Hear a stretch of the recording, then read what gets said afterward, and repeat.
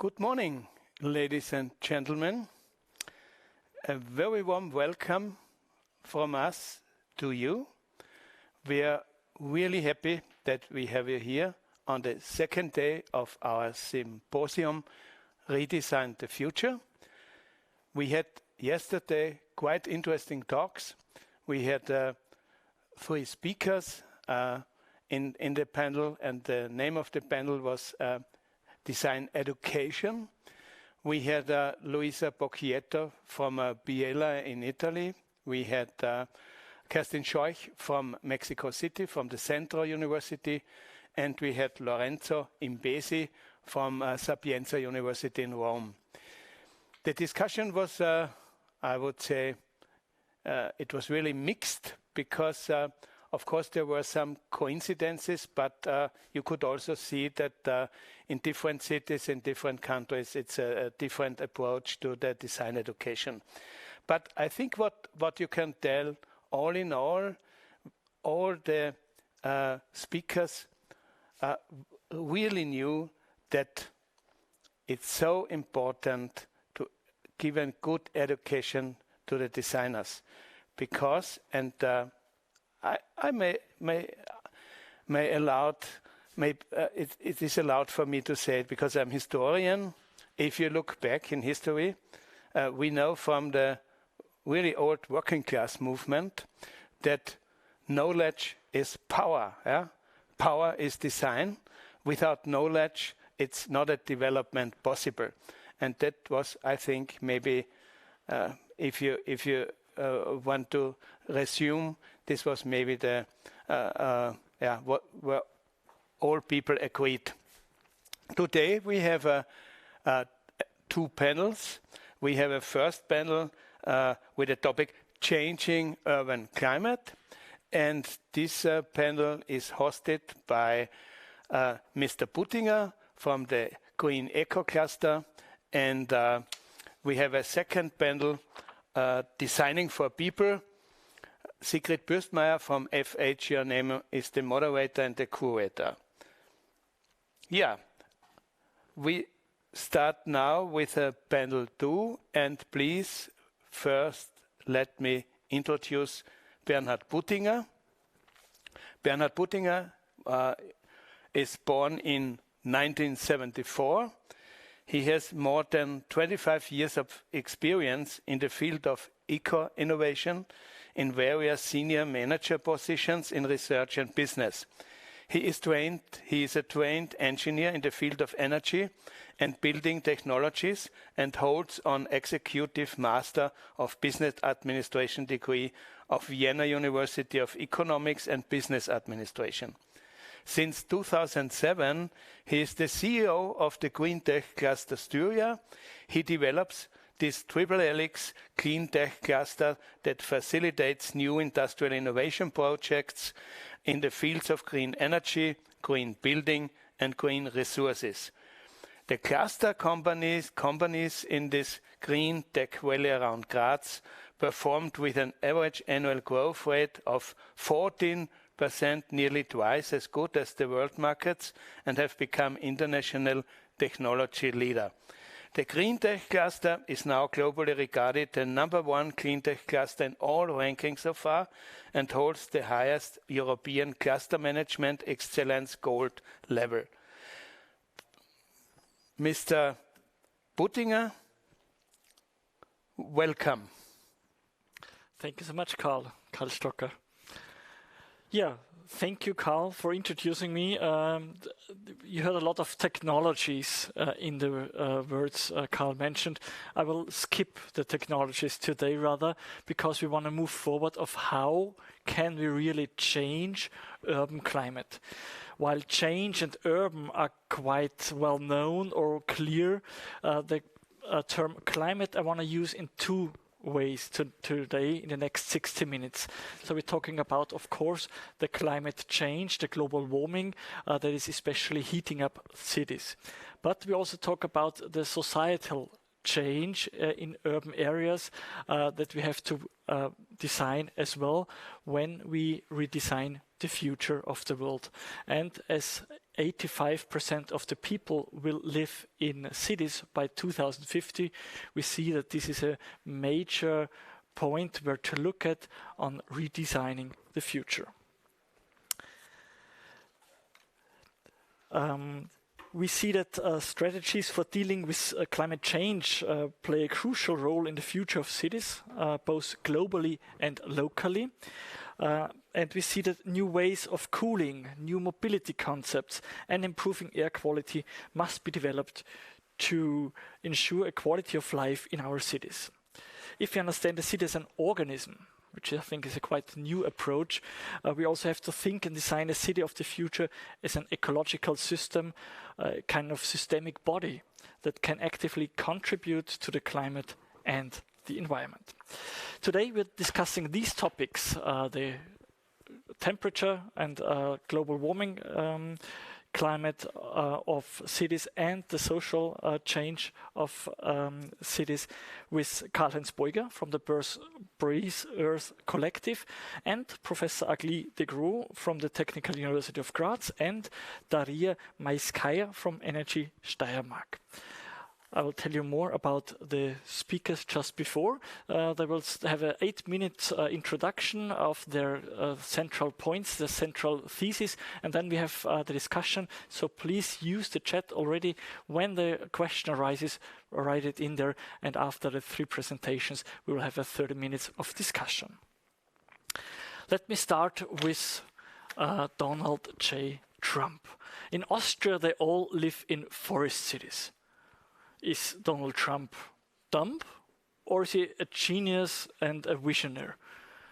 I think you have the answer already with you, but having cities and forests being compared, I think is quite a new approach, and this is done by Karl-Heinz Beuger. He's from the Breathe Earth Collective, and he's going to talk about, can future cities perform like forests? It's a pleasure to have you here, Karl-Heinz Beuger. You are the co-founder of the Breathe Earth Collective, a transdisciplinary network of designers, architects, landscape designers, urbanists and artists working on the most important social, environmental and technological challenge of our time: air and climate within cities. You've been to the World Expo in Milano, where I was very pleased to be in your pavilion, and a different approach is now in Graz. We will see. I'm really looking forward to the city and forest of the future. The floor is yours. Thank you very much for the introduction. Yes, please start my presentation. I will give you some ideas how we as collective are working. The Breathe Earth Collective, as you heard already, is a transdisciplinary group of architects, landscape designers. So we work in interdisciplinary, and we formed this Breathe Earth Collective to research and generate solutions how to unite the built environment with the concept of nature, and to bring it together with the global vital nourishment of air and climate. As a collective, we work and research exactly on these fields of air and climate. With the next slide, please. With our work, we want to focus on discussion on urban areas, especially on cities and on cities of the future, how future cities can look like, how we can transform them, and how they could perform in future for our climate. Can they maybe perform in a positive way to our climate? We want to focus on air and climate within the cities. Next slide, please. For sure, cities will continue to grow in the future. The urbanization and the climate change are the most important phenomena in our time, forcing city planners, architects and policymakers to deal with these problems, changes and arise from this. Next slide, please. For example, due to this climate change and the effects of shaping and transforming our planet, the urban heat island effect, as you can see on this slide, and the increasing air pollution affects citizen health and have already very bad effects on the climate again in the cities. Next slide, please. Already today, incidence and mortality rate of people in urban centers is rising due to the permanent air pollution and overheating of these urban areas, for sure. Next slide. So it will become very important to find strategies how we can transform existing cities, existing urban areas and urban spaces, and how we can reconstruct them, transform them, and improve them eco-socially for the next centuries. And especially to preserve in the same time their specific cultural and diversity and identity. Next. So with the successful Austrian pavilion, as you heard already in the introduction, we designed in the context of the Expo 2015 in Milan, we started to work exactly on these important issues, air and climate. We realized in our idea to focus our design of the pavilion on a living forest in the center and generate a hybrid of nature and technology. Next slide, please. A hybrid of nature and technology to combine both qualities to a technical supported nature that performs in a positive way to the climate. For example, produces oxygen, binding CO2 from the atmosphere, cooling the surrounding air to the natural effect of evapotranspiration, store rainwater and filters and so on. All these ecological effects we combine with the technical shell of an architecture to a superposition of a new architecture. Next slide, please. Yeah, here you can see some a few pictures from inside. Next slide, please, from inside the pavilion. Just the real living forest inside of the architecture. Next slide, please. As follow-up project, the Breathe Earth Collective realized a series of climate installations, so-called airships. That's also small prototypes between, or hybrids between nature and technology in urban contexts.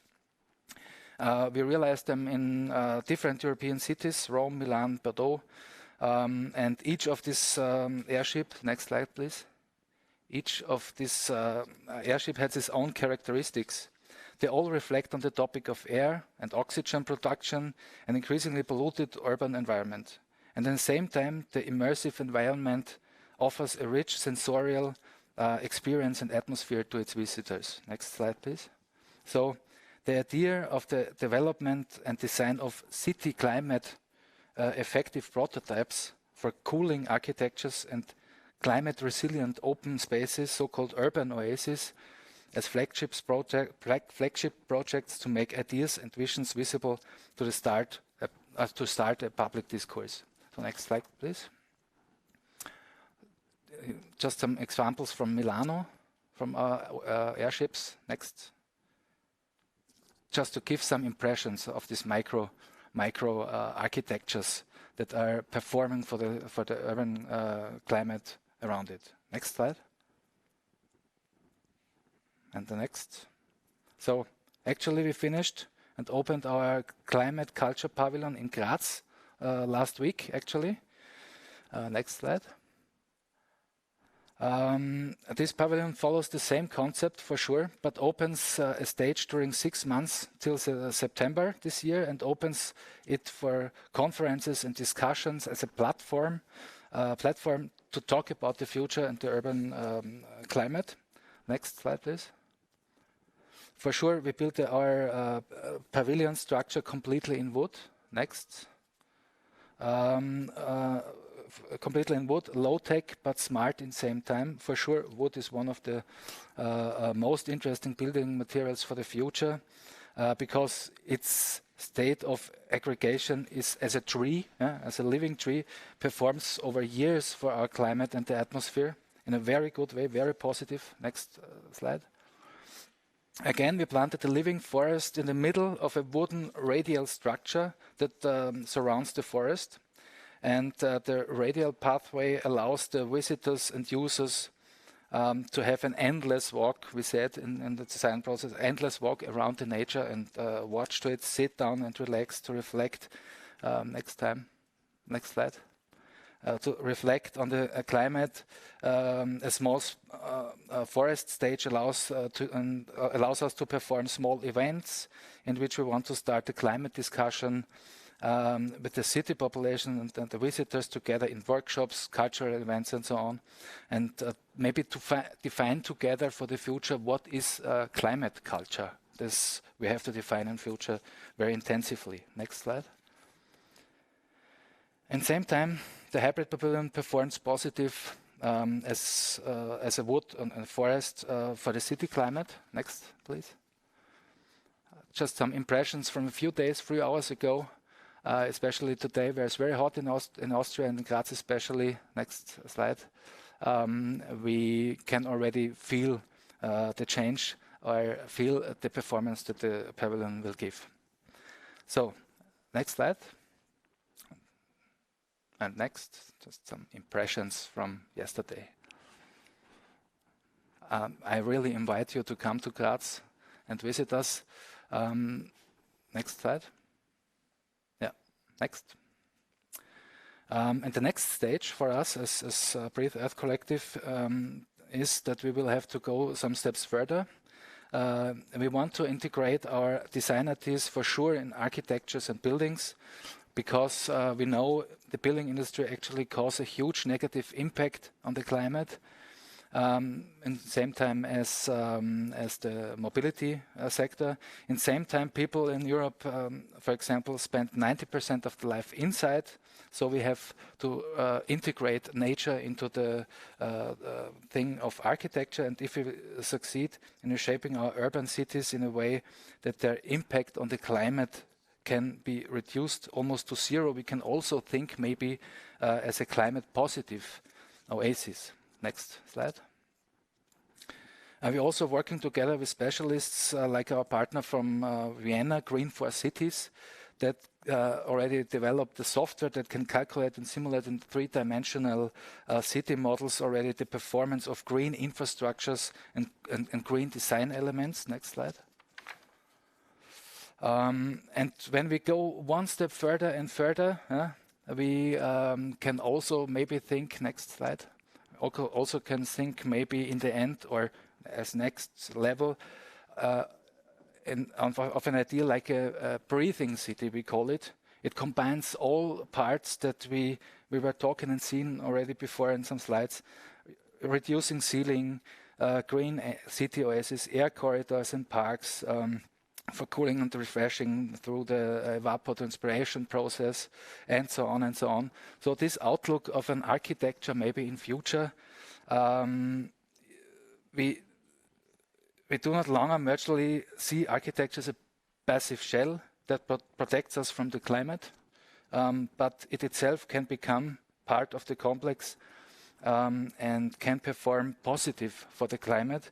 And when we talk about sustainable architecture and urban planning, we not longer mean just zero energy buildings or smart homes. We speak about systemic symbiosis of hybrids of nature and technology, in which technology and nature work together to perfect the climate. Thank you very much. Thank you, Karl-Heinz Boyk. Next slide. I want just to give you a link. Please visit us, join us, support us for our upcoming next projects. Visit our website. I'm sorry. Karl-Heinz Boyk, the energy is with you. It's amazing how you have a vision of how cities will change towards nature, so that when cities grow, it will be for sure that it will be a green growth. But we're to take the space for all the green resources that we see and we need here. So we have one, or the next visionary is Agli de Gros. She's a professor and chair of the Institute of Urbanism at Graz University of Technology.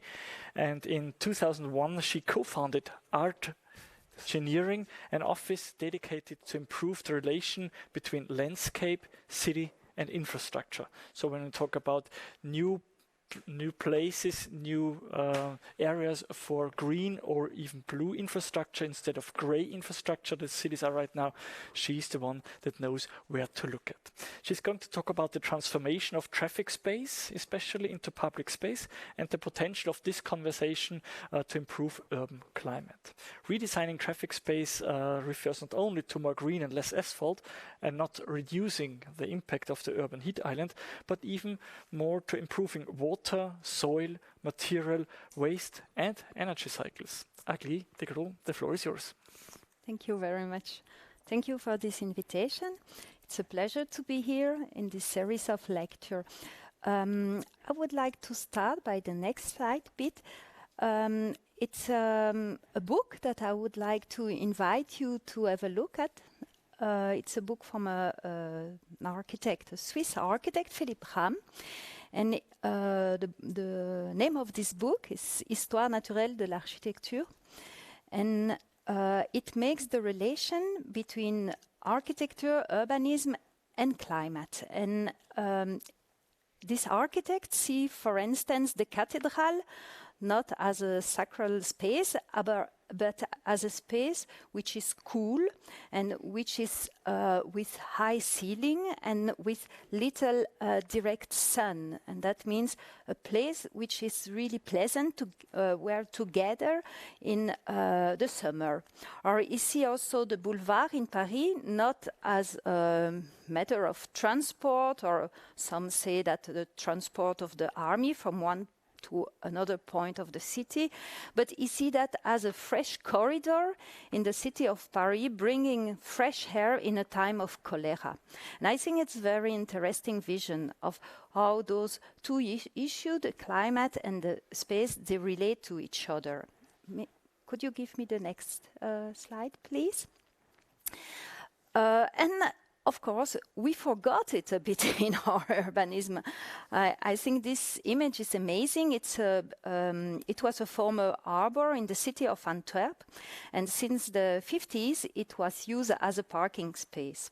I was involved in this project not as a designer, but as a kind of moderator between the city and the inhabitants. You will not believe me, but could you please show the next slide? The inhabitants, they were again the transformation of this space, the next slide please, into a park. And it's really, it seems a bit unbelievable, but they didn't agree because of course it will mean this park that they will not have the car in front of the door. And I think that's what maybe we are sometimes a bit confusing, the notion of comfort and the notion of quality of life. I think we assimilate a lot that if it's comfortable, it will be from a good quality. And that's not that obvious, this relation. And maybe in the transition, we have to reconsider this link between the both notions. Could you give me the next slide? Thank you.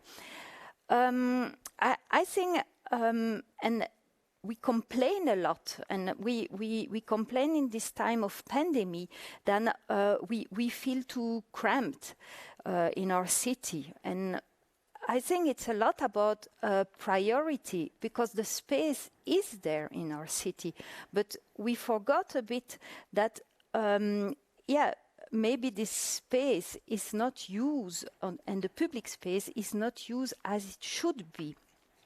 And that's maybe a point that we should reorganize this space. Next slide, please. I think to reorganize that space, we need some principle of reorganization. That's the organization of the book, which is called Traffic Space is Public Space. And the principles, they are diverse, but of course it goes with a new division, a new split of the space, a more fair share of the space. And that has direct consequence on the metabolism of the city. That means that by reorganizing the space between the buildings, we can also develop more an ecological space, but also improve the water cycle and other ecological cycle. I would like now to show you two examples. Please, would you show the next slide and directly the next one? It's an example of a square in Belgium. It's the biggest square of Belgium, 2 hectares of a square. And there was a competition this summer to refurbish it. With my office, we won the competition. But you should know that this square was refurbished 10 years ago. And at this time, the municipality put all the cars under the square. They made really huge park garage. And in the brief of the competition, they were suggesting that what was wrong with the square, because the square, as you can see, is very sterile. What was wrong is that the cars are underneath, and there was the assumption that they should put some car again on the square. Then the next slide and the next one, then we say, no, please don't do it, but change the material of the square. You have the opportunity here to make a real cooling machine for the city, and it will provide also a nice space to gather within the core of the city. And that's what we explain with those sketches. The next one, that's the visualization of the project. That's what we say, that not only you will improve the metabolism of the city, but you will also create a nice space for the people to meet there. And we since a year we work on this project. We just got we submit the building permit, and to be honest, there are many times I thought, okay, no, it will not go. Will not go further, because of course it questions a lot of routine that we have, the transformation of this space. But a week ago, the next one is the last slide from this example. A week ago, the municipality really proudly they made a Monopoly edition with our collage, and my collaborator at the office, they say, oh my God, they kill our image. Look at this. And I say, no, that's really nice, because they adopt the project. And I think it's very good that they took this image exactly, because I think it's the essence of what we try to implement in the city. The last competition, the next project, and I would like to go a bit faster because I don't have that much time, but it's interesting. The next competition was also done in the summer. It was in Nuremberg. We can go to the next slide. It's also a place which is an heritage of the 70s. It's a big, basically roundabout full of cars. We propose the same strategy. Yes, next one. We reorganize the traffic. We had some space which become free from the traffic, the car traffic basically, because it's a point where you have a metro station. It's very well deserved in public transport. It's at the entrance of the historic city. And then the next. And again, we demineralize, and we propose to put some trees and water. And we didn't win. I have to stop.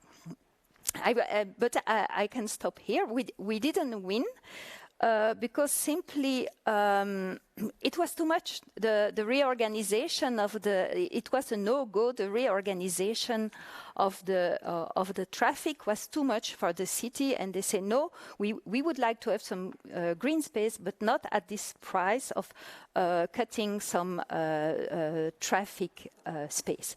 And I think that will be my conclusion on this side. That I think that if we, I think the transformation of the city and the transition of the city goes hand in hand with the transformation of the mobility, because of course it will improve the life quality, it will improve the climate by transforming the mobility, but it will also make some space free for bringing the nature and the ensauvagement of the city. Thank you. Thank you, Agli de Gros, for showing us how to have traffic space being used again for new forms of getting together and for the transition of mobility that has to go hand in hand. So we move forward now from changing the urban climate in terms of getting it cooler despite of global warming, but also to having a new lifestyle, a new urban lifestyle where people are part of this transition. transition and are at the core of this transition in terms of mobility, but also in terms of energy. And therefore, the Energiewende, one of the few German words in English language, means we have to move to 100% renewable energies for households, mobility, and industry. And this is a core part of the European Union Commission's clean energy package, and to putting the customers right there into the center to produce, to store, to consume the energy they need at the local, at the urban level even. The lecture now will present the concepts that are currently being discussed and developed in Austria. We welcome very warm Daria Maiskaya. She is from the Energy Steiermark. She is doing product development there, and has now for us the first insights from a testing facility of energy communities.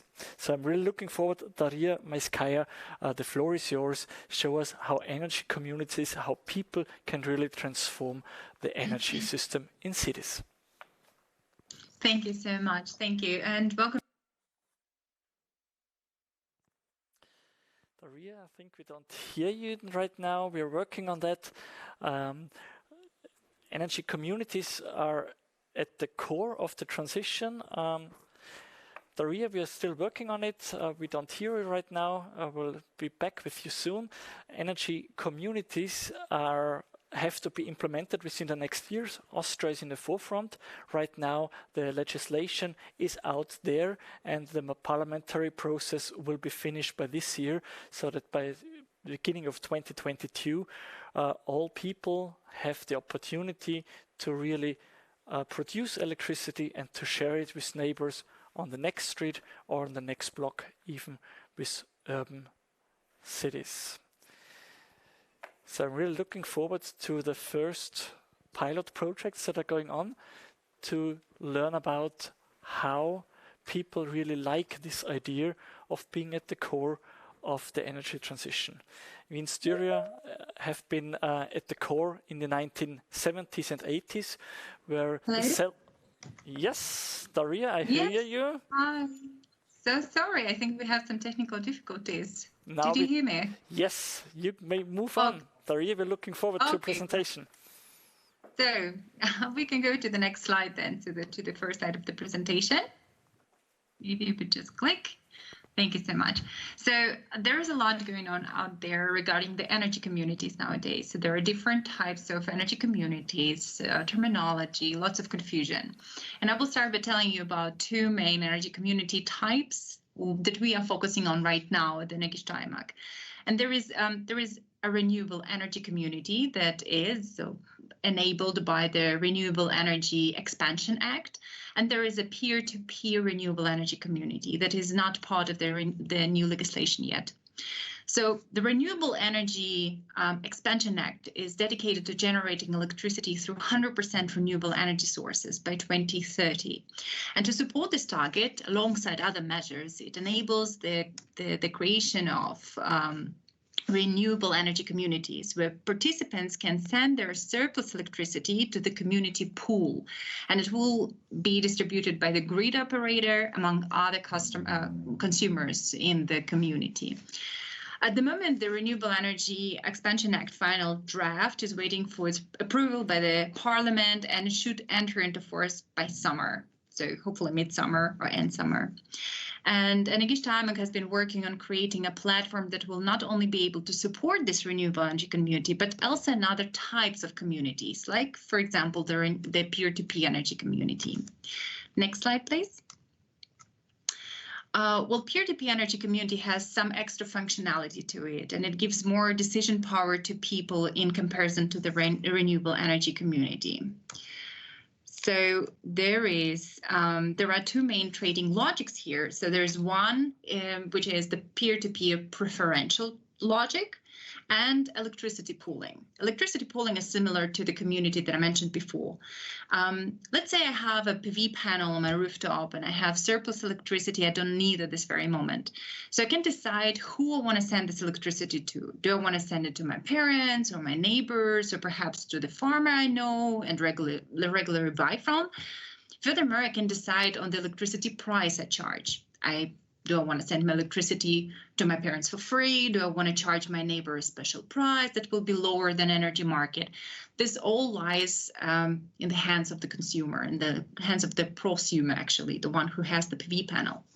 If my fellow peers don't need the electricity at this very moment, it all runs together into the community pool, and there it will be distributed by the platform among the other community members that I might not even know. So here is again similar to the community before. So as you can see, there is much more decision-making power that lies with the customer and more gamification, interactions among the community members. And I believe we don't really realize yet the full potential of energy communities yet.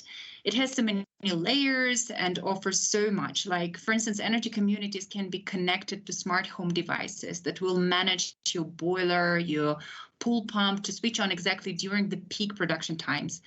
Or, for instance, it can be connected to storage system or to a storage fleet that will, you can charge and discharge the electricity from the storage systems exactly then when the community needs it. It will save the electricity during the day when everybody's at work and discharges at the evening hours when everybody's at home and needs some electricity. Then there is more like electric vehicle, energy management, and definitely cannot pack it all in 8 minutes, but it's just so much, and it's a technical challenge for sure to combine it all and to execute it, to deploy it all. But it's also amazing to think what kind of community can be designed thinking of all of these components.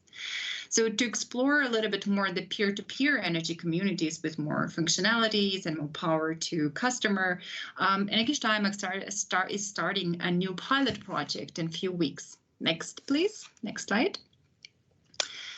And here, so as I mentioned, it starts in a few weeks in May 2021, and it will run for about 4 months. We will hopefully get up to 100 participants to create some nice dynamic on the platform.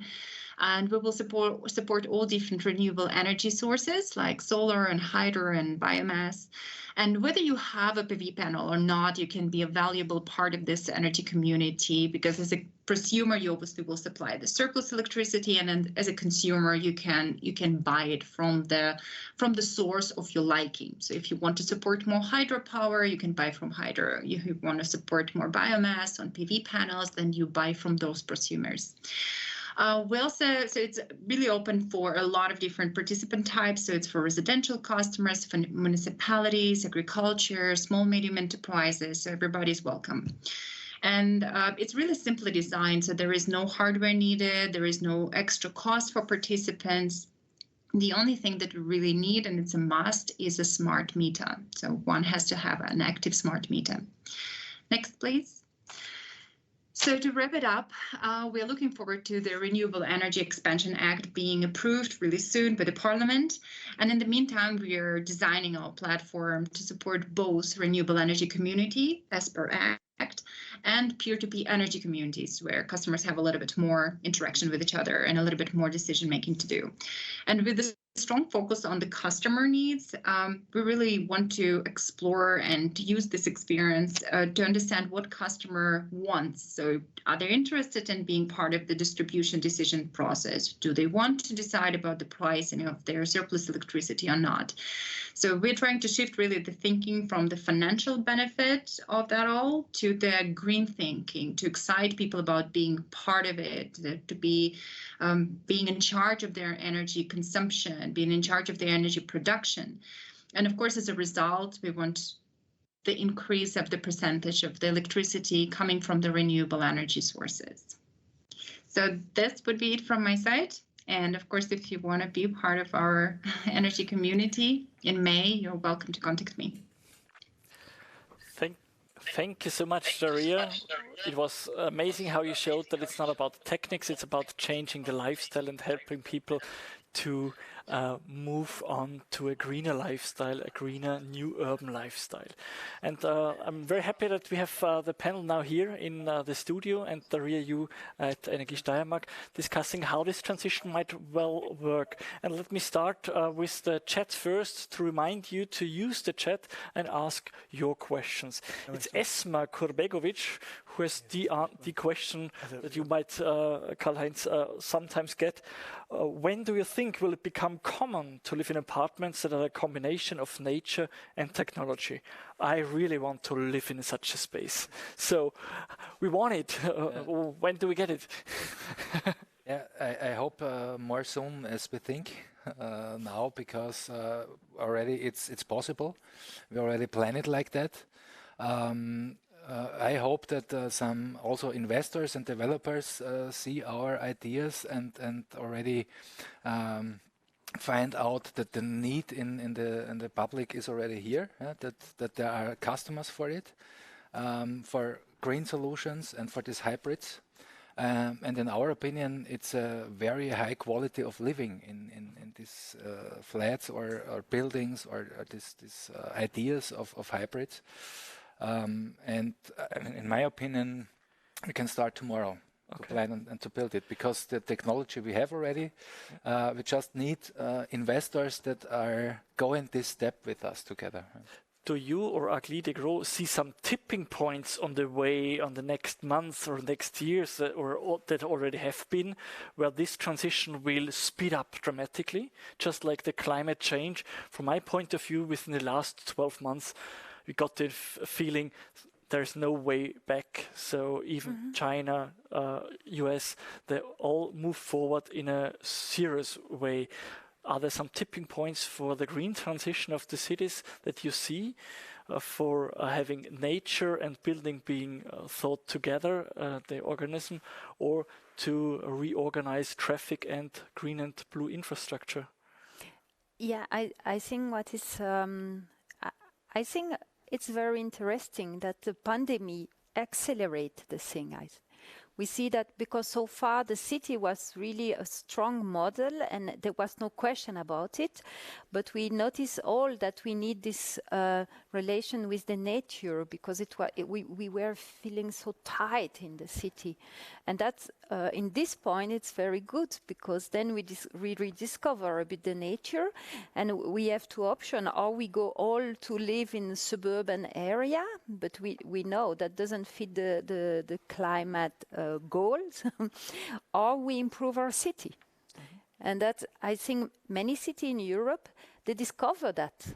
And they are discovering that they should requalify the way we live in the city. And that means the relation between the dwelling and the nature. Because we discover we were not anymore anywhere, we were somewhere. And in this somewhere we discover, okay, we are maybe lacking this contact with the nature and the green. So the epidemic as a tipping point. From your point of view, Karl-Heinz, what are the next projects? I'm the same in the same opinion, because we see the pandemic period, 1.5 years. We saw a lot improvement also in the, let's say, finance market, where financing is now going its way away from oil and gas, and find some new ways to hydrogen, to some new electric ideas, and for sure for our city we also have to find ways how we can improve our already existing cities, because it's very important not to think a vision of a city, how we will draw it from a plan, from a scratch. We have to think how we can improve our already existing 1,000-year-old buildings and city bodies, and that's why I'm in the same. I see it the same as Agli de Gros, that we have to reactivate these public spaces that's just 90% used for traffic and parking lots. This is the place where we have to completely see different, because in my opinion in 10 years, 15 years, the mobility sector will change completely, dramatically, and we now have to start the discussion in the public how we want to use this public space, because in the end it belongs to everyone, and we have to just pull it back for everyone and leave the cars outside or somewhere where they can charge in the parking lots, for example. Okay, so a pandemic plus the changes in the mobility sector that is moving forward to electric mobility, but also to autonomous vehicles. Yeah, exactly. So they probably don't have so many parking lots, but less driving lanes that we need for that one. Where to start? What are the next projects, the first parts where to begin to retransform this 1,000-year-old or thousands of year-old cities towards this greener perspective, to this more healthy, also in a mental way, healthy cities where you have green close to you. So is it possible that we have in Graz, for example, big parking areas being rebuilt towards towards parks? But I think it already starts in many cities. Yeah. There are already examples. Then it's not that utopian, I think. And of course there are space in Graz that could be transformed. Yes. But of course it's also we saw that the mobility is reduced by the teleworking, and we should look strategically where do we want to start, I think. Is it in the center, or is it in subcentra where we are maybe more now oft than in the center? And how can we still be mobile but maybe in a sustainable way with active mobility? I think it's less an utopian than strategic choice and priority that have to be made. So to move forward to a sustainable mobility can be a game changer also for this transition. Daria, what do you think when changing towards energy communities? Will this be the beginning of sharing communities that also share mobility? As we heard, mobility could be, besides the pandemic, a key changer in lifestyle. I think so. I think that, whenever you share on a platform, and the platform is endless. So you can share, you can start with energy, you can start with sharing mobility and just find similar interests. So I don't see the reasons why not. And I really find this beautiful idea about the pandemic, what was mentioned before, that due to pandemic, you can see differently, people see differently the cities and the mobility and everything. So what did people miss during pandemic? They didn't really miss to be in a big crowd. They didn't really miss to be inside of the building. Definitely not. They wanted to be outside. And since there is not much space in the city, you have to make better quality out of them. So definitely. And I think that sharing and mobility sharing and all of that, there will be I think that it all goes direction a big platform or different platforms, multiple platforms where people find similar interests and values and can get some decision power into their hands. So will we be in our regional suburban bubble in the future, with sharing energy, sharing mobility, sharing other services, areas? Will this be a new kind of sub-communities within cities? I think this proximity, what we call the city of the 15 minutes, I think that's a concept where, of course, it has a lot of pooling of resource, I will say, that we have to put together a thing to have this proximity. It means that it's also infrastructure or co-working space or things that we will have in a certain proximity by putting them together. Yeah, that's true. I think that will be a nice city, I think. Karl-Heinz, you and other architects are building right now projects, just like a lot of students are with us of the FH Joanneum, that in Graz, at the Reininghausgründe Smart City Graz, are we doing things right there? Are we missing potential? It's a difficult question, but in my opinion, there are some steps that are already in the right way.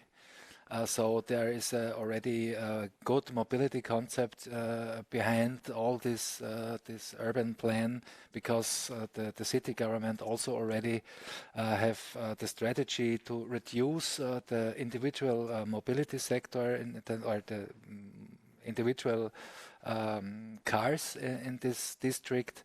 So there is let's say a limit that's quite much lower as somewhere else in the city areas. So they want to reduce the traffic.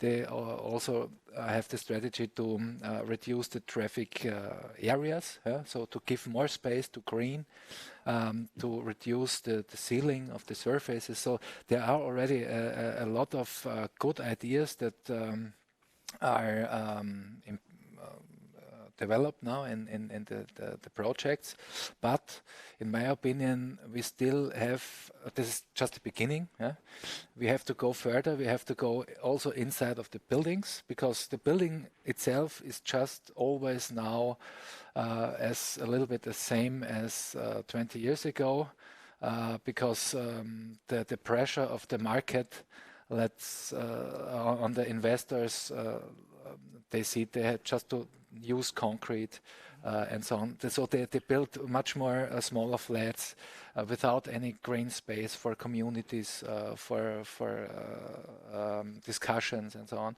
So I think the next step will be to make it more, or to make these ideas more effective and interesting for investors. So make it, think it a money thing. Maybe we can also give CO2 saving a price. That will be the next thing. That to build something good or to make a step into the right way, it will also bring us something financially, and that will help a lot. Okay, we will have to make the markets work when we have to do the CO2 emissions to be stopped.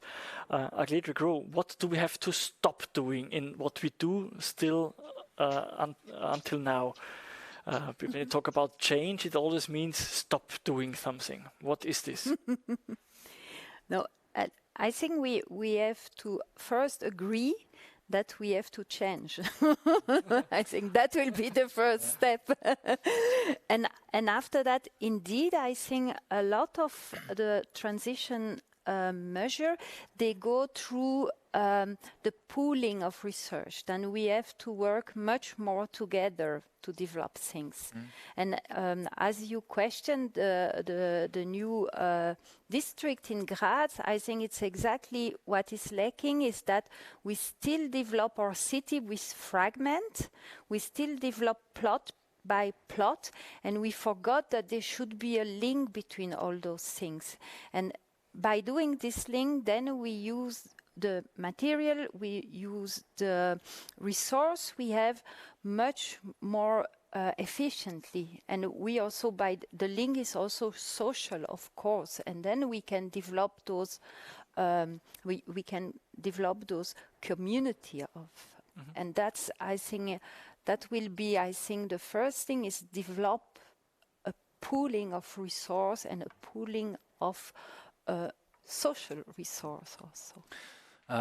We also see the same thing, that, for example, our airships and so on are not a platform to say to the people, stop doing something, because it's completely different. We try to activate people to come to our pavilions, to talk to each other, to take part in this, to generate ideas. So we see it, we have to start do something, because always to discuss in the topic of the climate change issue, to have this bad word, don't do that, brings really makes a big asking to everyone what we can do, and in the end everyone can do something, and we just have to bring them together. And my opinion is also, especially small bottom-up projects in the public spaces can really activate to involve a lot of people that are usually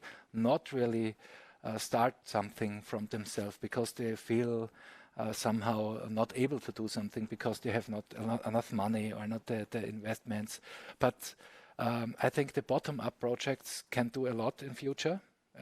Let's say communities, neighborhoods, especially to green up our cities and also, as we heard, in energy sharing. Yeah? So I'm very looking forward to start projects, especially with neighborhoods and so on. So start to something. Okay. Do it. That's the same mission as always, especially when we are here in Styro with Action from the famous Arnold Schwarzenegger.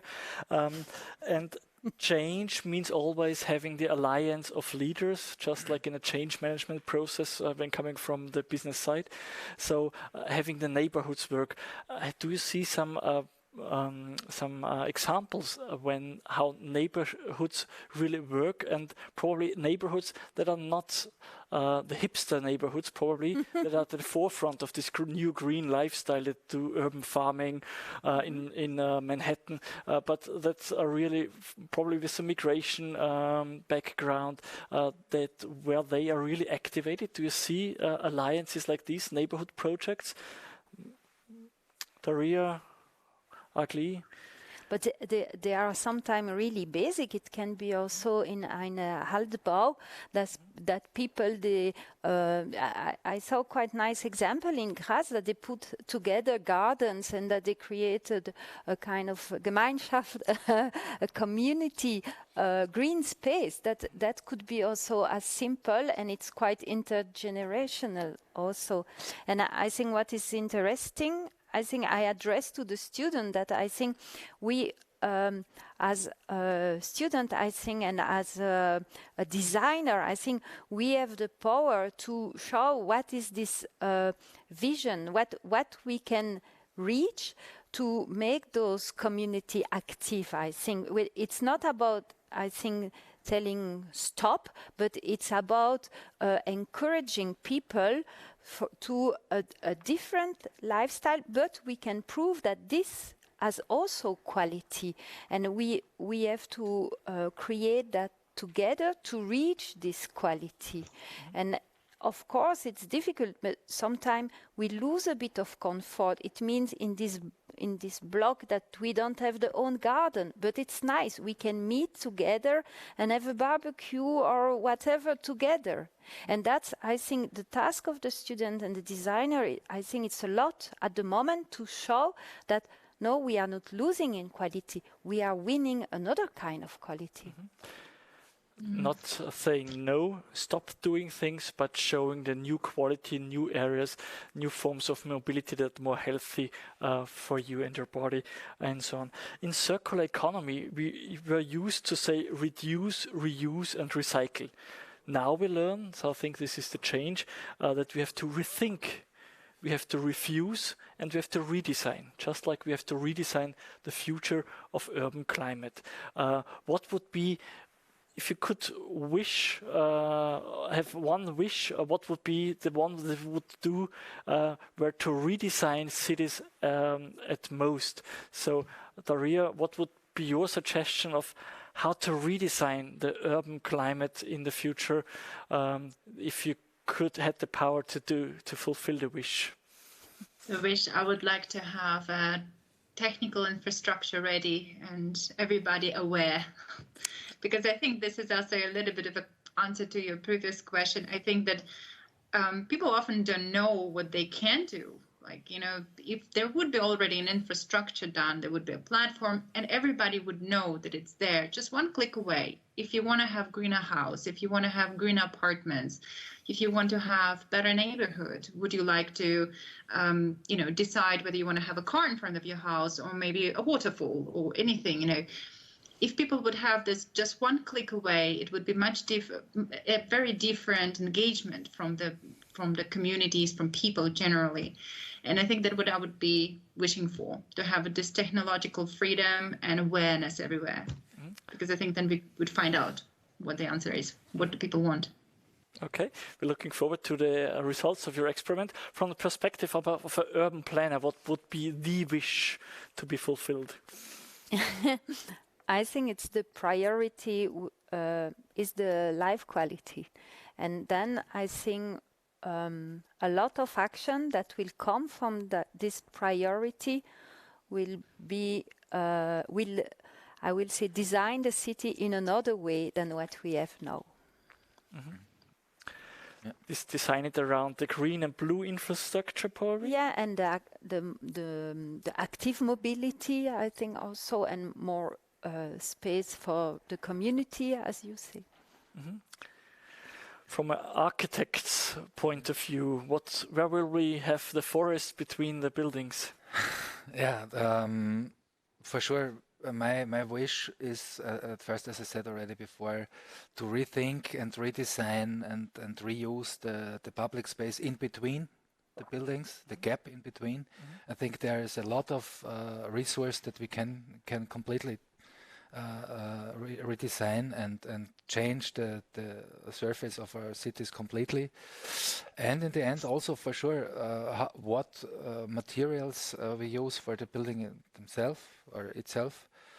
So, in my wish, also to use more wood, for example, in future, because in my opinion, it's a very precise and good material, especially grown in Europe itself. So it's a regional thing, and we have a lot of very good specialists that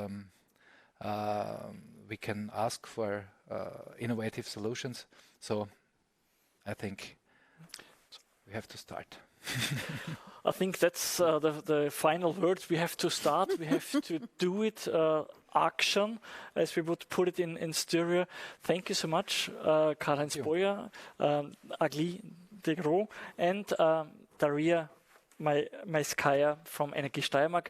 Thank you for showing us how to change the urban climate and how to change the climate in terms of a social climate as well. We have a big transition, a big challenge ahead of us, reducing CO2 emissions by 55% until 2030 means a big change of lifestyle. Therefore, we have to redesign this future, especially there where the people do live. This is in the urban area. And I think with this approach to have the people involved and in a term of a positive social climate and positive thermal climate in cities, we can do it, we can manage this transition. And with that, I will thank the host, and I will thank Karl Stocker for guiding us through this session and to have an outlook on the next panel. Thank you, Bernhard Puttinger. It was really a pleasure to listen to the discussion, and thank you for organizing the speakers. We have now a little coffee break, 25 minutes. We start again at 4. And we have the next panel. We have as a moderator Sigrid Bürstmeier from the FH Joanneum. And this is a really international panel. We have speakers from 3 continents, from America, from South America, Maria González de la Rosa.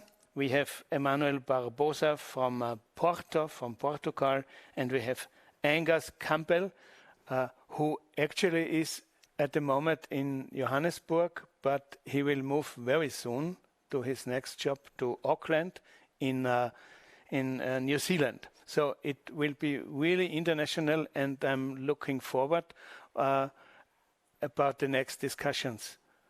Have a good coffee break and see you at 4 o'clock. Thank you very much.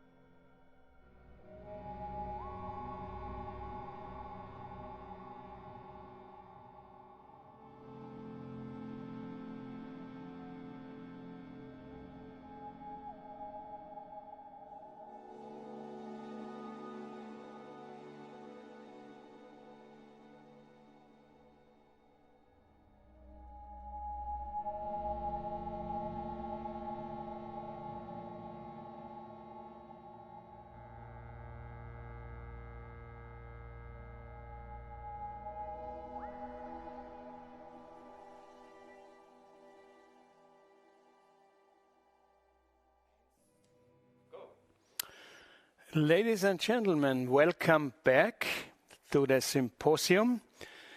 We now finish with panel number 3.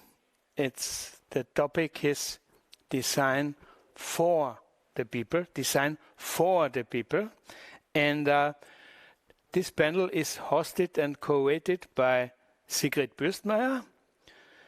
I'd like to introduce her now.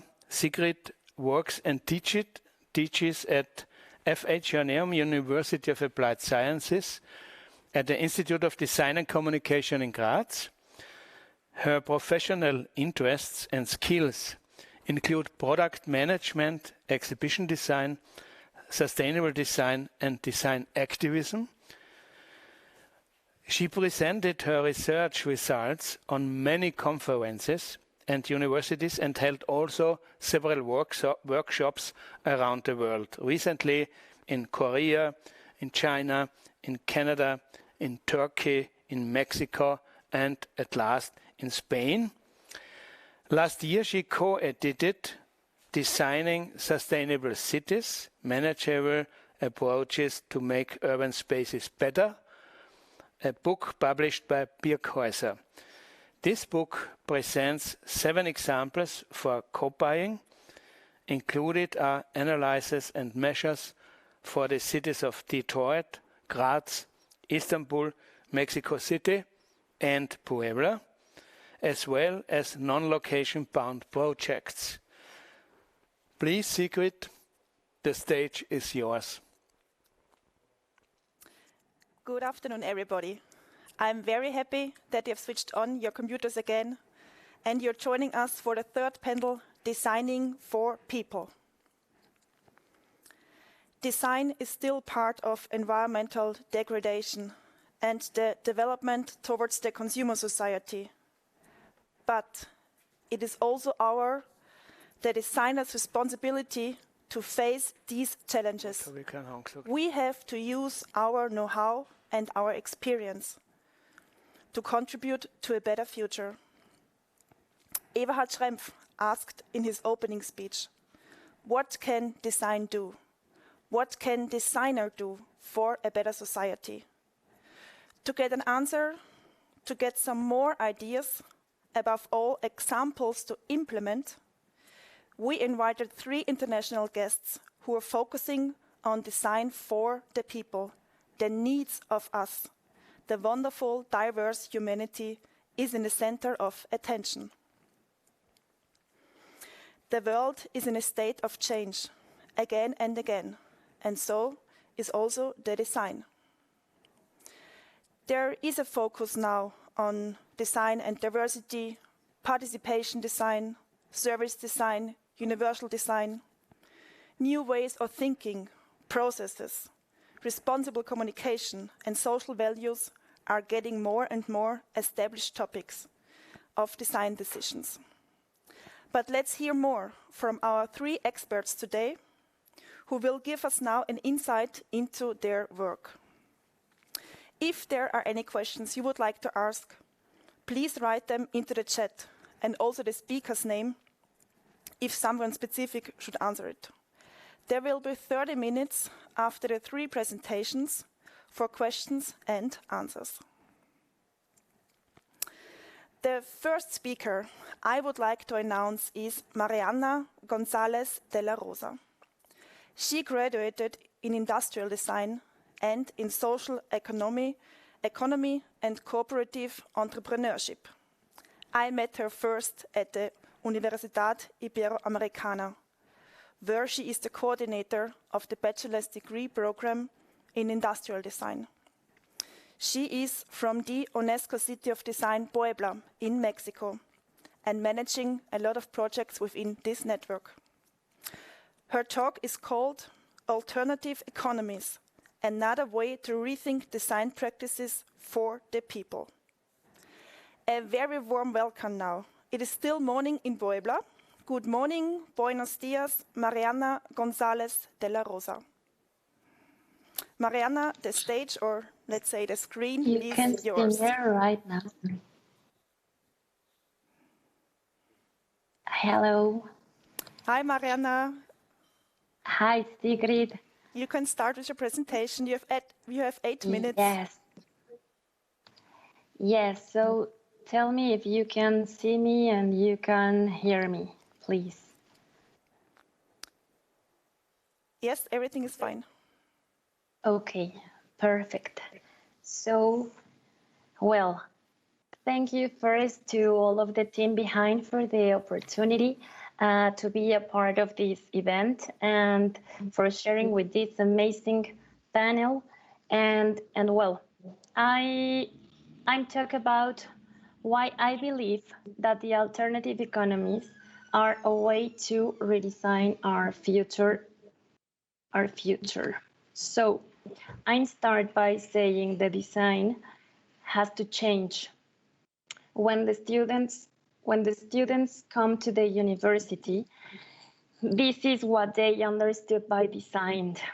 I'm going to show some examples, and for our country, it's like Mexican identity, like exploring technique materials, concepts and forms, technological and quality, and function. In the global perception of design around our practice, still reduce the design to the aesthetic or technological products. So this is a design for designers. Then again, I have to say design has to change. Design has to change because this is a tiny part of a Mexico, mi México lindo y querido. It's alive from diversity, from adversity, from tradition of other indigenous culture and people, for different flavors, colors, folklore and music and meaning and surrealism. We are surrounded by surrealism, by rage, by protest, by expressing ourselves, by autonomy, by revolution. This is the happiest place on earth. I like to believe that. And we are full of different biodiversity, but also we can destroy it as in every part around the world. So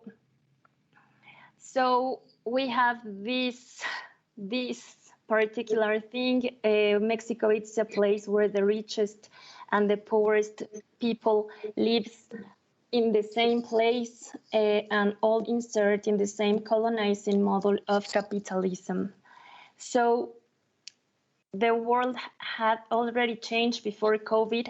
As Stuart said yesterday, the context of the pandemic made more visible global disparities, vulnerabilities, and unsustainable practices.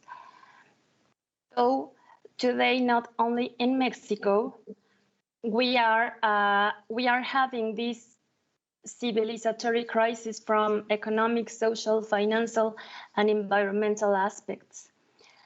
And that has no return. So we are here talking about the urgency of redesigning the future.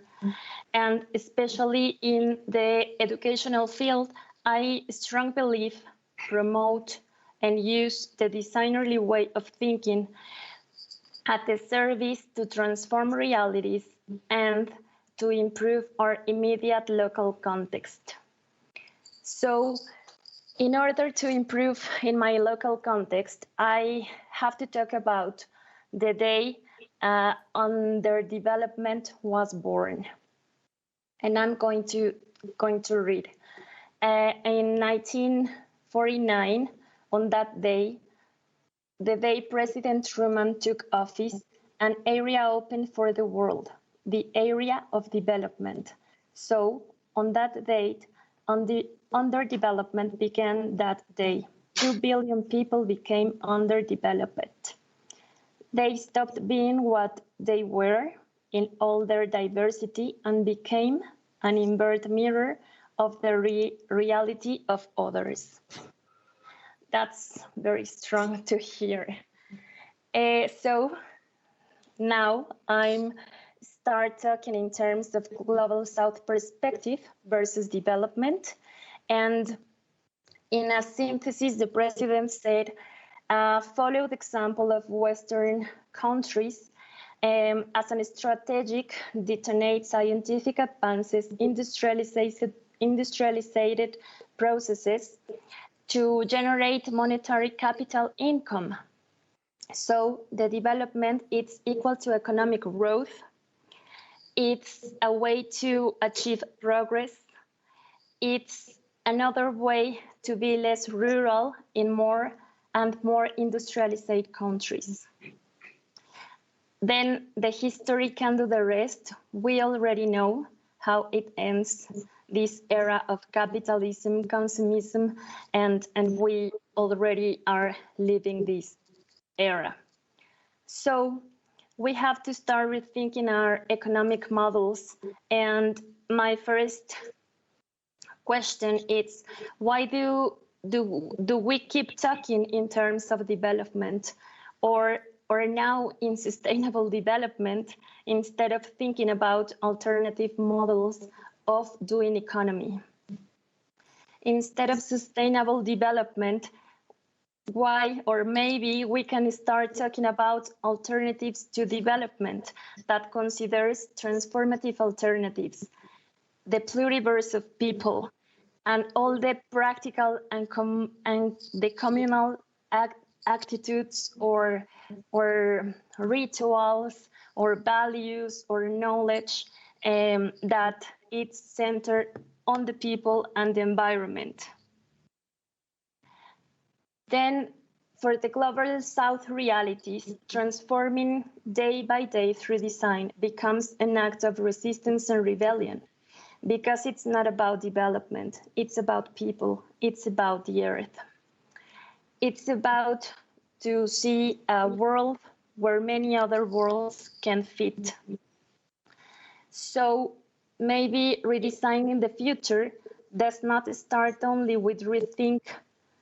Maybe it starts with fresh eyes, another way to rethink design practices for people.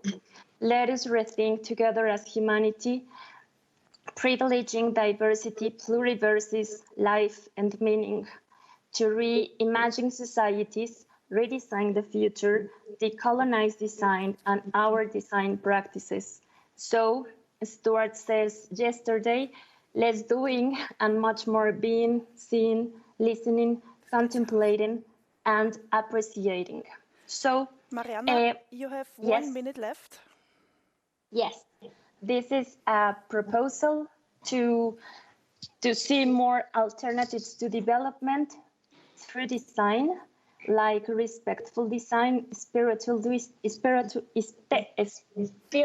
design, South and activism design, and it's only a proposal to maybe discuss later. So, thank you. Mariana, thanks a lot for your talk. It's always a pleasure hearing about your work. Now we do a virtual travel to Porto. The second speaker today is Emanuel Barbosa, a designer, educator, researcher from Porto in Portugal. He is teaching at the ESAD Matosinhos, the College of Art and Design. He curated numerous design events around the world, is author of plenty articles and founder of the Portuguese Cultural Association, as well as the non-profit startup From Denim to Green. What can we do is the title of his talk. Let's welcome from Porto, boa tarde, Emanuel Barbosa. Hello, boa tarde, good afternoon. Thank you for letting me be here. It's a pleasure to participate. So today I'm going to present not an academic project, but ongoing project, and it's a very small independent project. I think when I was invited and when I saw the team I think it made all sense to present this new project. I will try to share the screen here. So.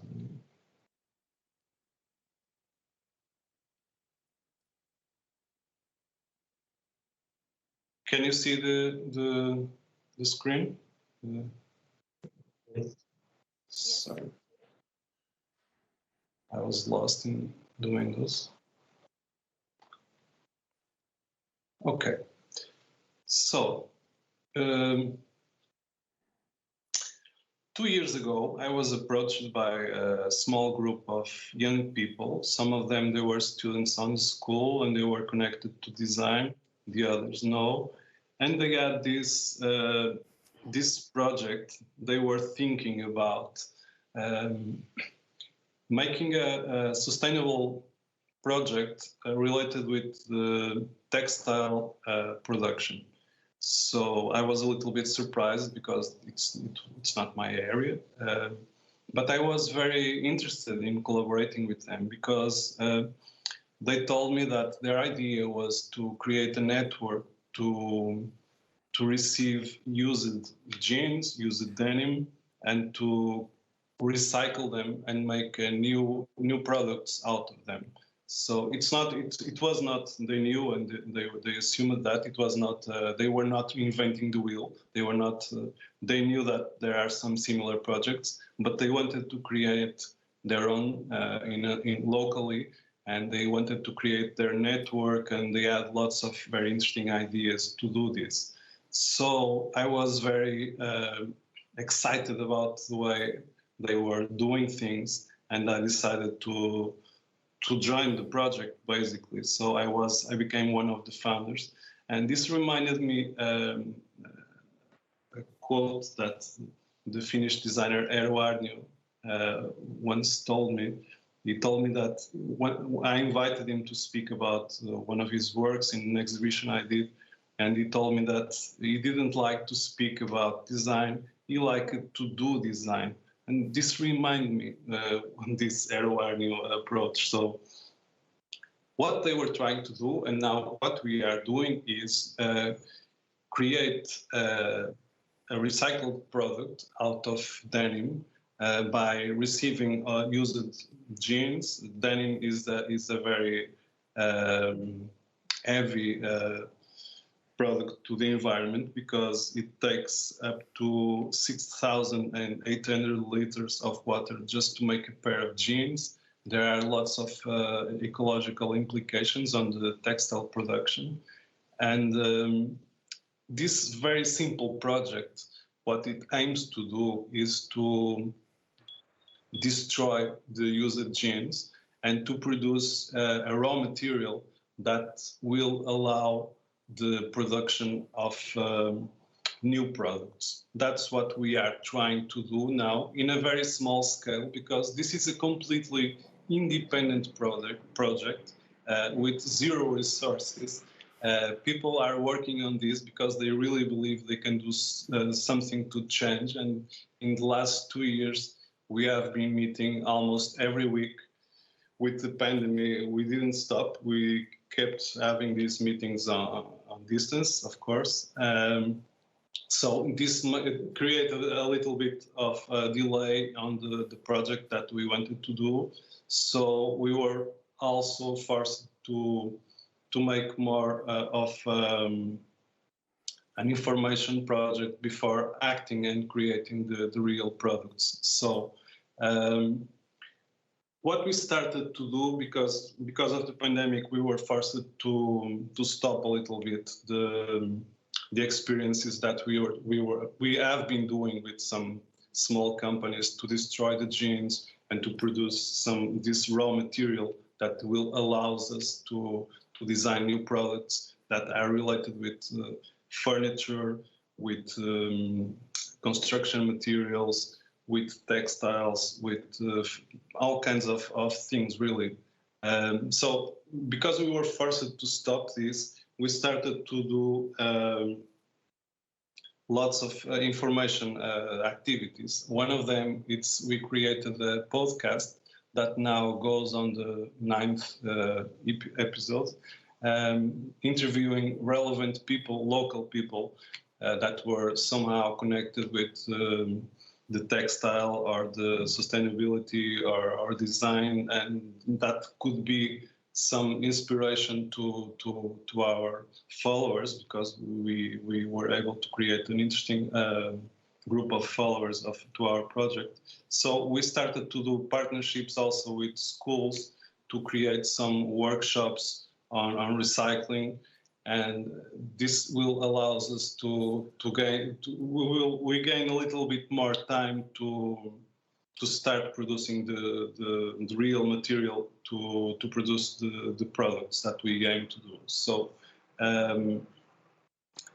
the way that we are organized now is we have this is a small group of people connected with design management, graphic design, product design, environmental engineering, biology, law, finance. So each one of us has a small role on the project, and we are doing this information part. We are creating this small network of local newspapers, televisions, websites, and we try to pass our project through them. We create this small podcast, and at the same time we are developing this raw material, and together with some local companies we are trying to do some products designed by us internally, and after we will invite some external designers, and maybe creating a design competition for designers to discover new applications to our raw material. Right now we are doing a guitar, an electric guitar with a Portuguese company that will be constructed with this raw textile material. And we are speaking with lots of designers, especially local designers, to create different applications for this, because it's a very plastic material that can be used together with different industries to produce furniture. We can shape it to do helmets, for instance. We can do all kinds of things with it. So this will create new opportunities for young designers, for local small companies. But at the same time, we want to do this kind of experience with the international companies, with international designers, and create a larger network that we are sure it will be very helpful to help to sell the... Manuel, sorry to interrupt, you have 1 more minute. Okay. So this is the team that I'm the old guy there, as you can see. Everyone is very young. And I was very happy to be invited by them.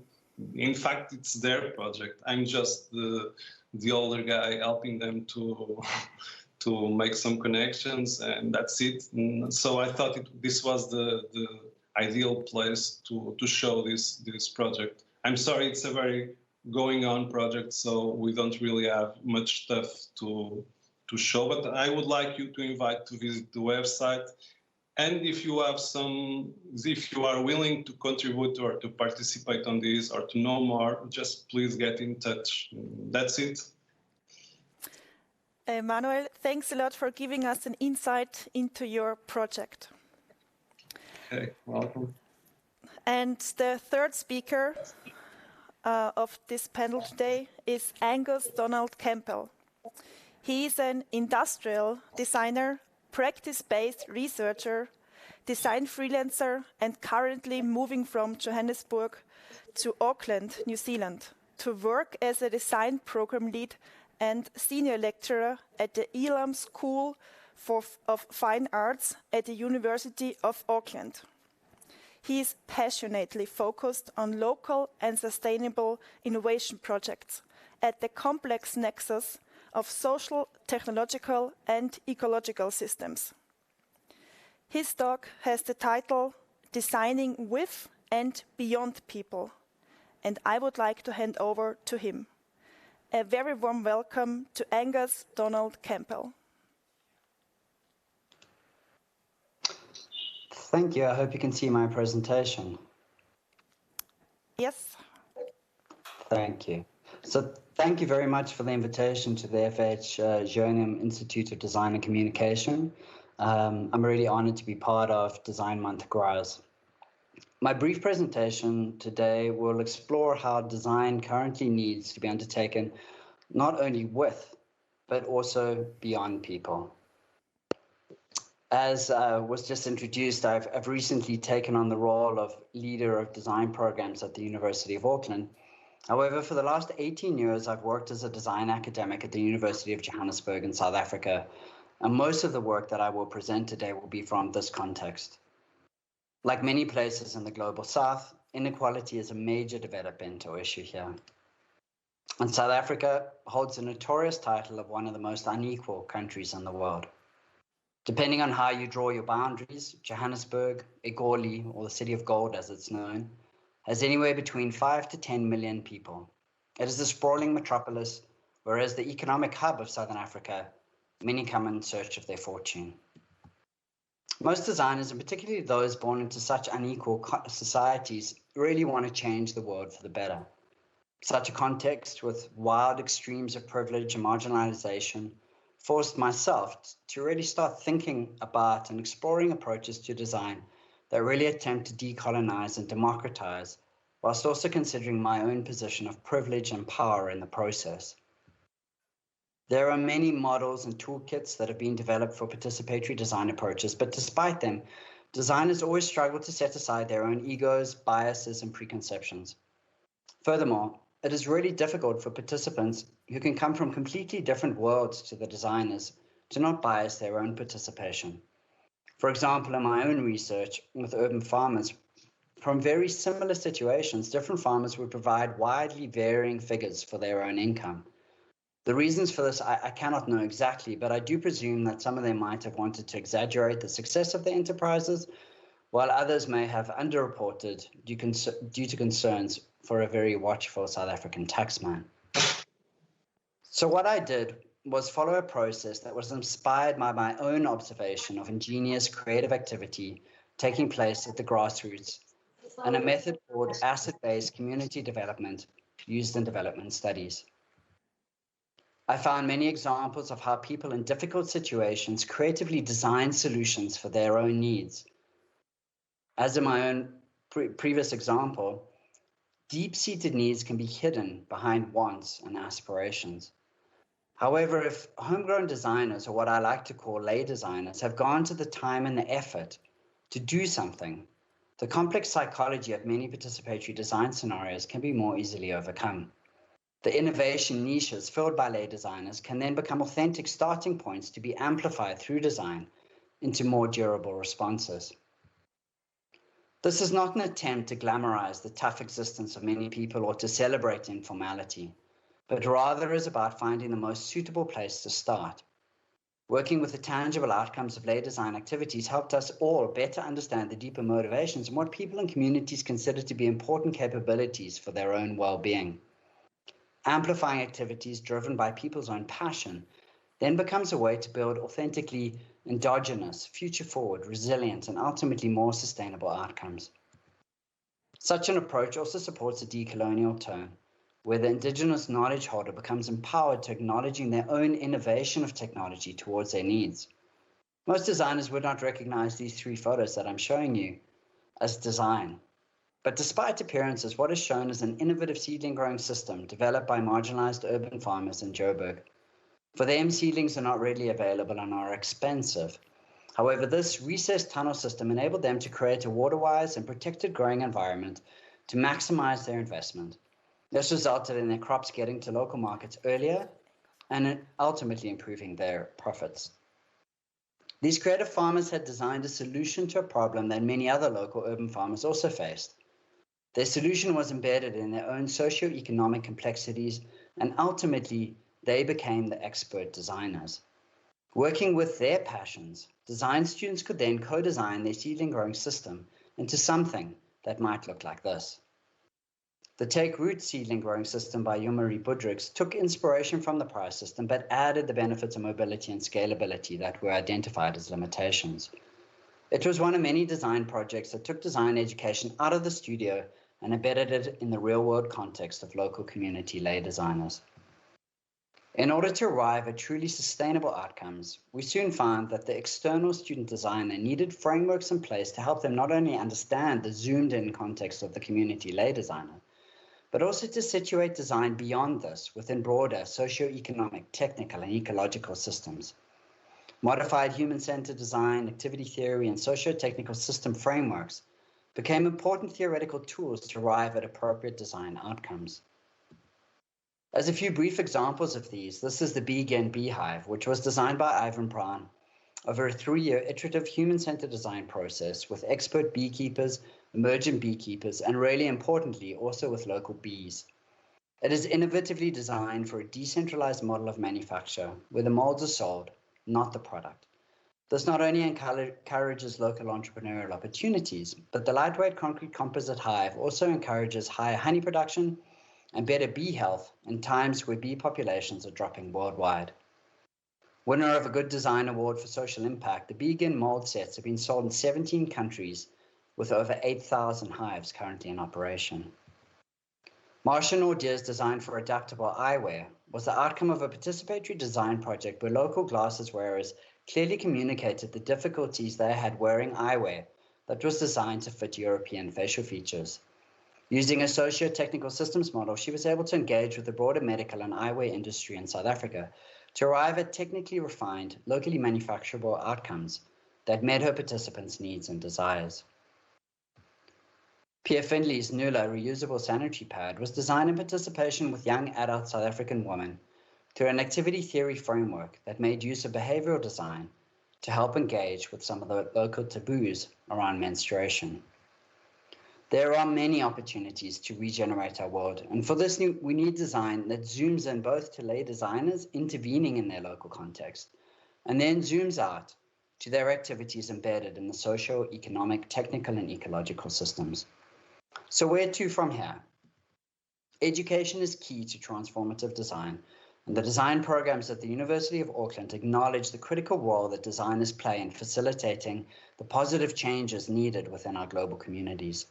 Inspired by an approach to design with and beyond people, a passionate team of design academics are developing the next generation of purposeful design leaders and entrepreneurs capable of delivering sustainable, collaborative, and culturally responsive design solutions for a world where the only constant is change. Thank you for listening. Angus, thanks a lot for giving us an understanding of your projects. Thank you very much to all three of you. I am passionate about all these topics, and therefore I'm looking forward to the next part of the panel, the Q&A session. My colleague Bettina Getschai is also in the studio and collecting the questions in the chat. Do we have already some? Yes, the first question is, I think, for Emmanuel. Me and most of my friends buy second-hand or sustainable fashion. But is this enough to change the fashion industry? What else do we need for a real change?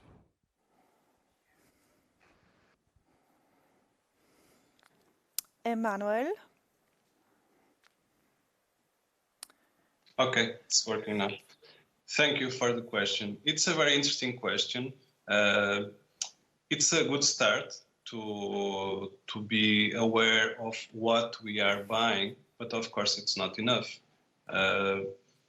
As not only on clothing, but on everything else, I think we should buy just what we need. And this is a very relative thing, of course, because it depends of the context, it depends of different things. But basically, I think if we buy something that we know it will last, and if we know that what is the source of that product, how it was manufactured, etc., that's very important. So we should buy less. We should try not to buy things that we are not going to use or that we really don't need.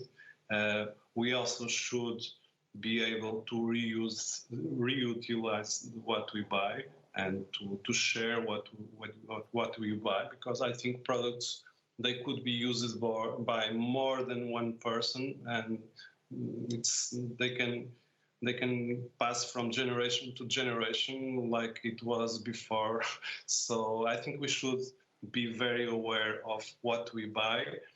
When we can, we should recycle, we should reuse, and we should try to buy local. I don't know. This is not a formula. I'm thinking and I'm speaking, but I think it's what I try to do myself. I try to be aware of what I'm doing in the best possible way I can. So, but it's a good start, of course, to be aware of what we are buying. But we should also recycle, reuse, and try to contribute in any ways we can. Thank you, Manuel. So it's also an education question, I think, how we treat our fashion. Betty, is there another question? I have another question. It's for Mariana. Mariana, you talked about respectful design. Can you explain this a little bit? Do you have some good examples for that? Thank you. Respectful design. Well, this is a story. I was presenting some lecture in Guatemala, and we met one person, Christian. I forgot the second name, but Christian is from Germany, and he started to talk about us respectful design. Respectful design is based on his own research when he came to Mexico, and to explain, he said, when you go with someone in the field, with someone in the real world, not a project class, you have to be respectful and compassive for what they do. It's like respectful, more like empathic, but beyond empathic, because empathy maybe put us in this I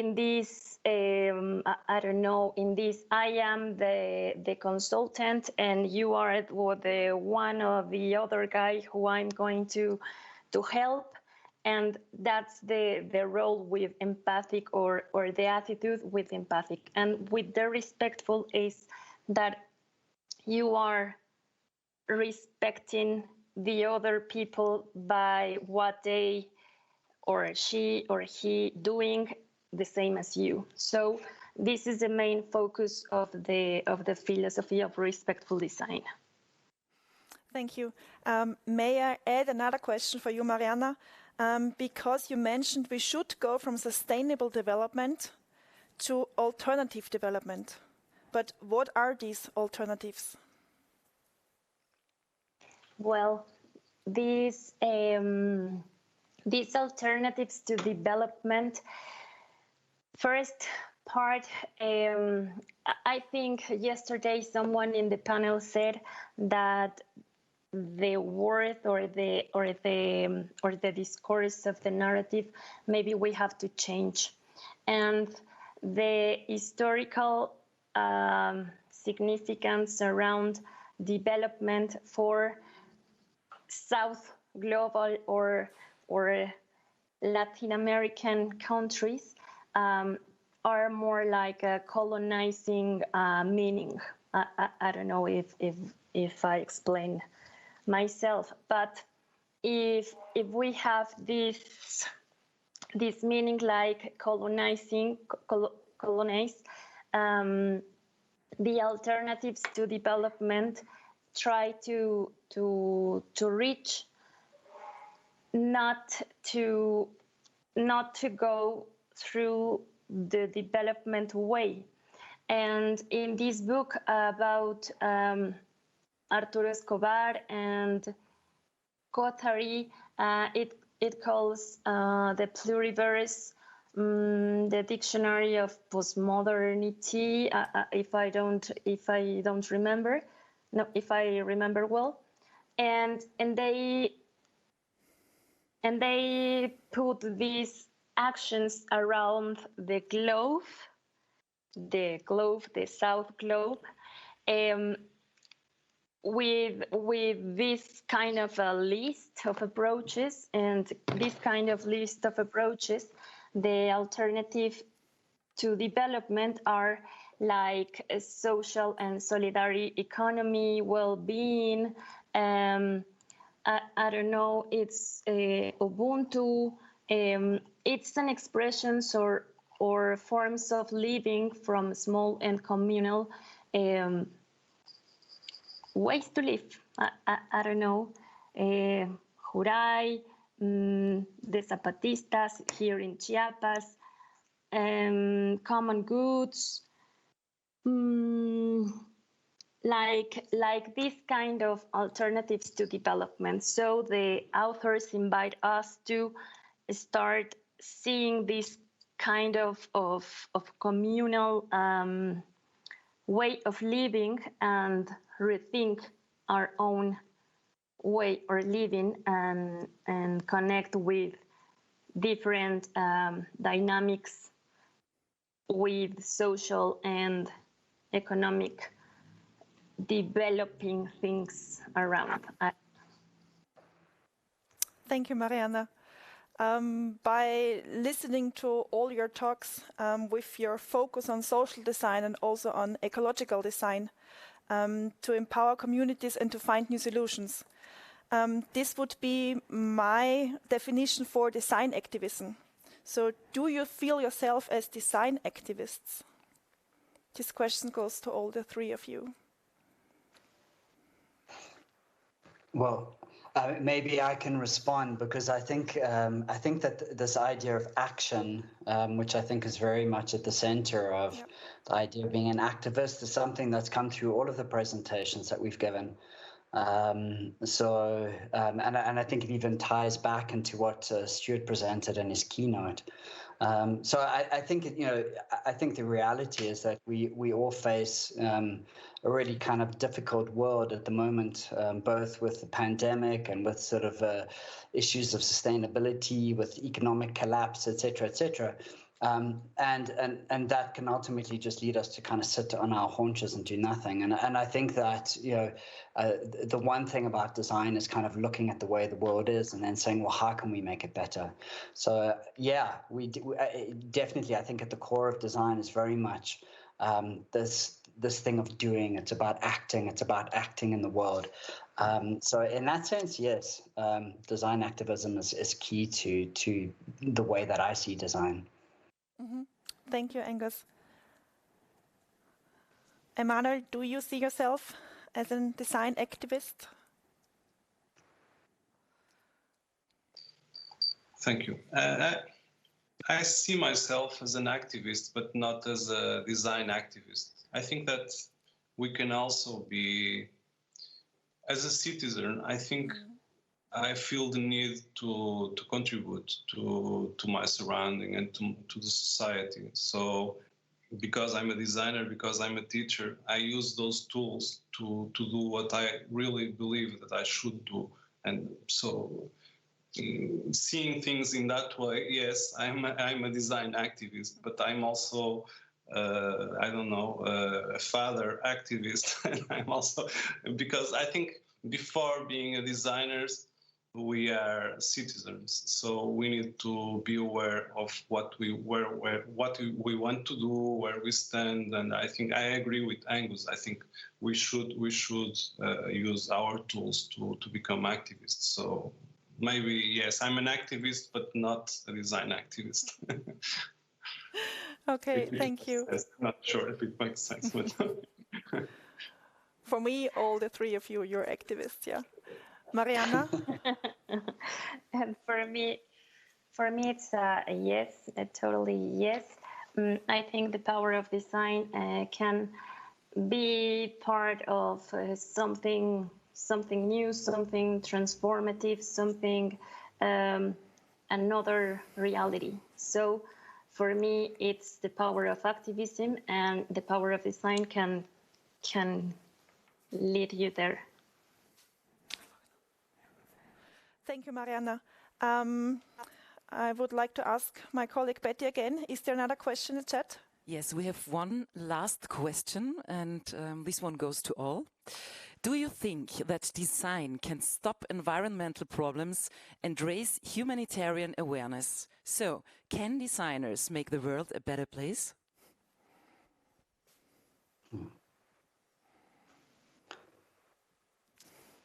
Well, I'll jump in again. I mean, I think it's a very difficult thing. I think that many designers think that they can make the world a better place.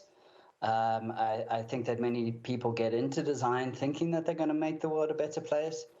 But I think what's really important is having the right tools to be able to do that, and also understanding that design isn't, I think Mariana's presentation, it isn't about making sort of beautiful objects that sort of, sit in glossy magazines, that it's really about being able to see the world in all its complexity.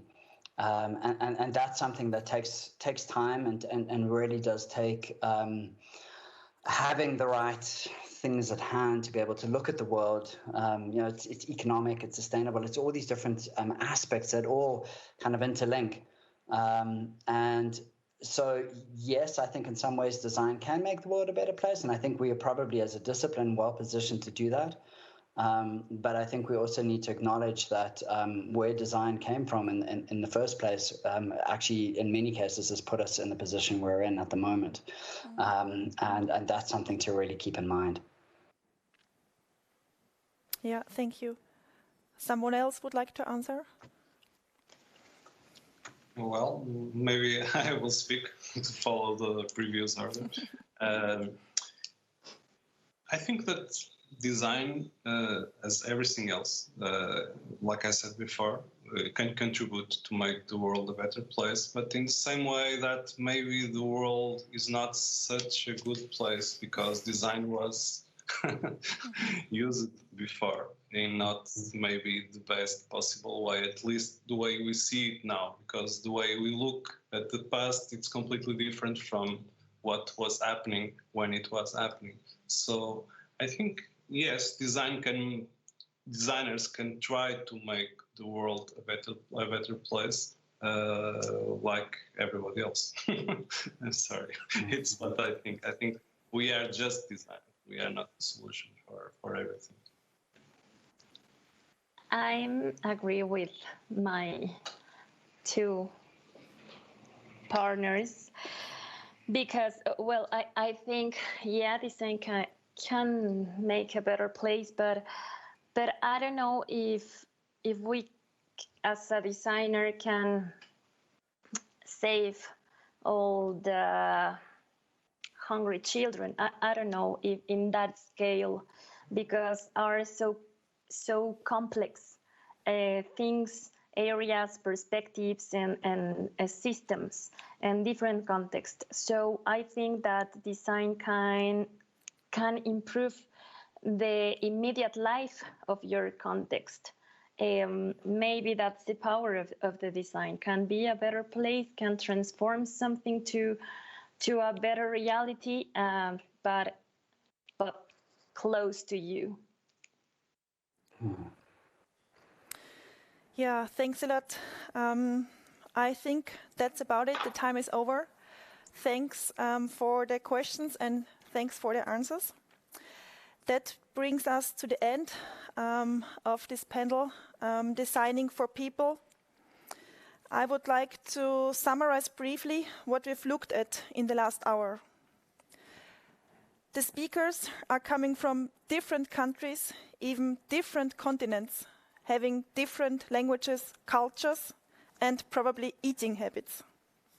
One is more surrounded by economic crisis, the other by social inequalities. But what they all have in common is they are all teaching at universities and doing projects with a focus on creating awareness, not only on the designer's side, but also doing educational work within the general public.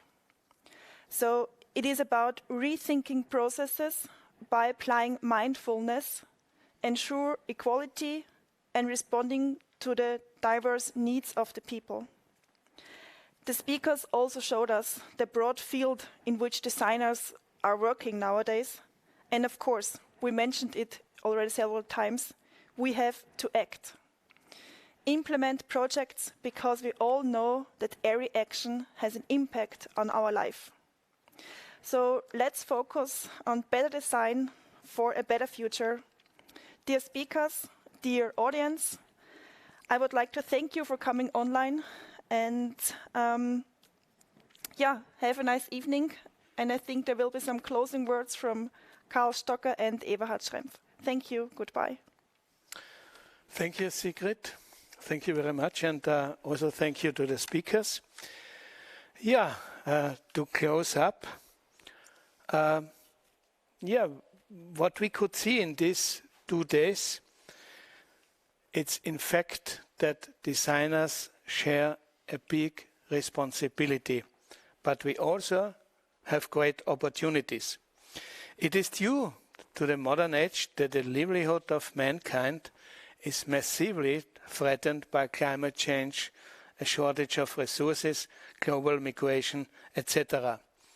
Harald Meltzer, 2014, mentioned that there are only 2 ways to escape from the state of comprehensive devastation of the world by the prevailing system, either by disaster or by design.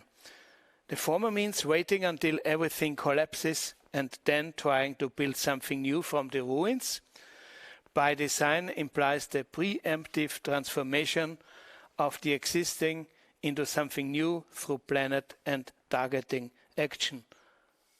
Redesigning the future, The last 2 days demonstrated how design can be used to repair the environment and the society, as well as to create something new. All talks shared examples of ideas combining design expertise with knowledge and of and interest for the environment and society. Yes, I believe in the motto, the power of design and creativity to transform society. And I am convinced that money, government and science cannot solve complex global issues on their own.